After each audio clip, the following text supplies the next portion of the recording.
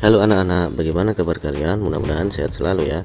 Pada kali ini kita akan melanjutkan pembahasan tentang satuan baku dan satuan tak baku. Satuan baku adalah satuan yang sudah ditetapkan secara internasional. Sehingga jika kalian menggunakan satuan baku untuk mengukur suatu benda, maka hasilnya akan sama antara satu orang dengan orang yang lain. Sebelum kita lanjutkan membahas satuan tak baku, mari kita lihat contoh-contoh satuan baku yang bisa kita temukan dalam kehidupan sehari-hari. Contoh yang pertama, besaran pokok panjang. Kita tahu besaran pokok panjang dapat kita ukur dengan alat-alat seperti mistar, penggaris, meteran, jangka sorong, mikrometer, skrup. Kemudian di dalam alat ukur tersebut bisa kita lihat ada satuan-satuannya seperti sentimeter, milimeter, kilometer, dan satuan-satuan itulah yang termasuk contoh dari satuan baku. Contoh berikutnya yaitu satuan baku yang dimiliki oleh besaran pokok massa.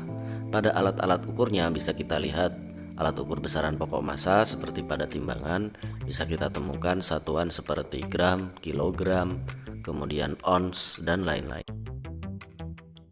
Pokok waktu memiliki satuan baku yaitu detik, menit, jam, hari, minggu, bulan, dan seterusnya.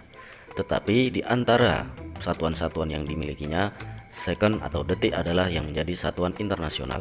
Karena dengan besaran panjang dan besaran massa, di antara satuan-satuan baku yang dimiliki kedua besaran tersebut, panjang memiliki satuan internasional yaitu meter, sedangkan massa satuan internasionalnya adalah kilogram. Mengukur besaran pokok waktu, kita bisa menggunakan alat ukur seperti stopwatch, arloji, jam dinding, dan alat waktu yang lain. Sedangkan untuk mengukur besaran pokok suhu, kita bisa menggunakan alat yang namanya termometer. Besaran pokok suhu ini memiliki satuan baku yaitu Celcius, Reaumur, Fahrenheit, dan juga Kelvin. Selanjutnya, bagaimana dengan besaran turunan? Besaran-besaran turunan juga memiliki satuan baku. Besaran turunan dapat diukur menggunakan alat ukur yang sama dengan alat ukur besaran pokoknya, sehingga satuan dari besaran-besaran pokoknya tadi, satuan bakunya akan diturunkan kepada besaran turunan tersebut. Misalnya seperti luas. Pada contoh yang ditampilkan di sini, 25 cm dikali 20 cm menghasilkan 500 cm persegi. 25 cm adalah hasil pengukuran besaran pokok panjang, 20 cm juga hasil pengukuran besaran pokok panjang, kemudian dikalikan menghasilkan angka 500, dan cm persegi adalah turunan dari besaran pokok tadi. Selain cm persegi, satuan baku dari besaran turunan luas seperti kilometer persegi, hektometer persegi, hingga milimeter persegi. Contoh berikutnya adalah besaran turunan volume. Pada contoh berikut tidak jauh berbeda dengan besaran turunan luas. 10 cm dikali 6 cm dikali 4 cm sehingga menghasilkan angka 240 cm kubik. Cm kubik diturunkan dari ketiga cm besaran pokok sebelumnya. Satuan baku yang dimiliki oleh besaran volume tidak hanya cm kubik. Sama seperti besaran luas, dimulai dari kilometer kubik hingga milimeter kubik. Liter dan mililiter termasuk juga dalam satuan baku besaran volume.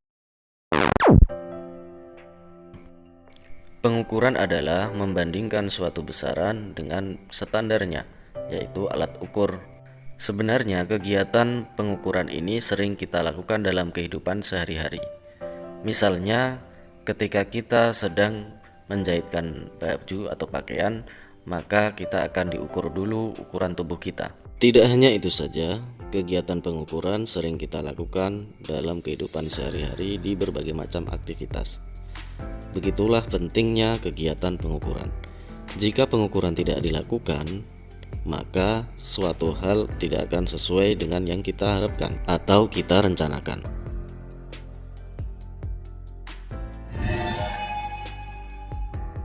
Selanjutnya, satuan tak baku adalah satuan yang tidak terstandarkan. Maka, jika kita mengukur menggunakan alat ukur yang satuannya tak baku, hasilnya akan berbeda dari satu orang ke orang yang lainnya. Misalnya, seperti menggunakan telapak tangan. Saat kita menggunakan telapak tangan untuk mengukur panjang meja, katakanlah memperoleh nilai 10, maka kita menyebutnya panjang meja tersebut adalah 10 jengkal. Contoh lain dari satuan tak baku misalnya seperti depa, hasta, mayam, bahu, kaleng, dan lain-lain. Kita akan membahas apa hubungan antara IPA dengan pengukuran. Pengetahuan alam merupakan suatu ilmu yang mempelajari tentang benda dan peristiwa-peristiwa yang ada di sekitar kita. Konsep yang ada di dalam ilmu pengetahuan alam diperoleh dengan cara melakukan penyelidikan IPA atau penelitian. Langkah-langkah penelitian yang benar disebut juga metode penelitian atau metode ilmiah.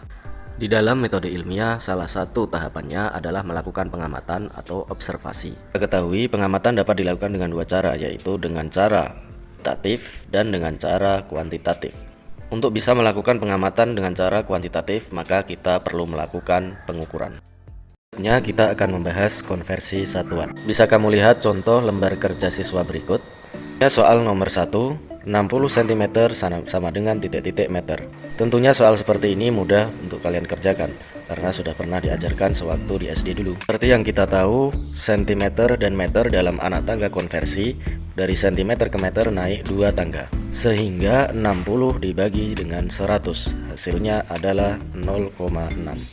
Kemudian soal nomor 7, 50 kg sama dengan titik-titik gram.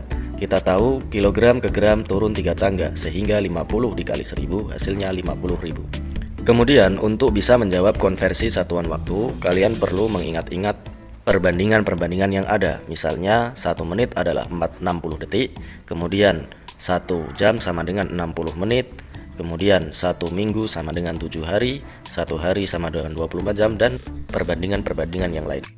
Selanjutnya, konversi besaran turunan untuk luas dan volume sebenarnya tidak jauh beda dengan konversi besaran panjang. Untuk bisa menjawabnya, kalian bisa menggunakan anak tangga konversi.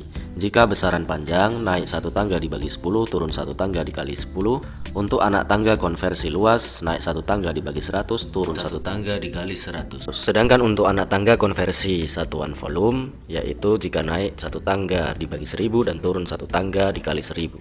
Selanjutnya kita coba bahas nomor 9, yaitu konversi satuan massa jenis. 800 kg per meter kubik sama dengan titik-titik gram per centimeter kubik.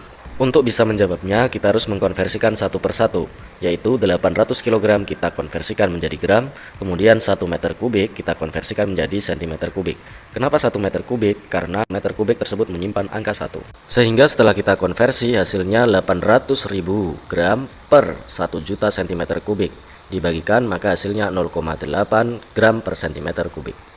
Selanjutnya ada soal menghitung massa jenis. Massa jenis memiliki lambang rho dengan rumus massa dibagi volume, sehingga 300 dibagi 400 hasilnya 0,75 gram per centimeter kubik. Besaran turunan yang akan kita hitung berikutnya adalah kecepatan.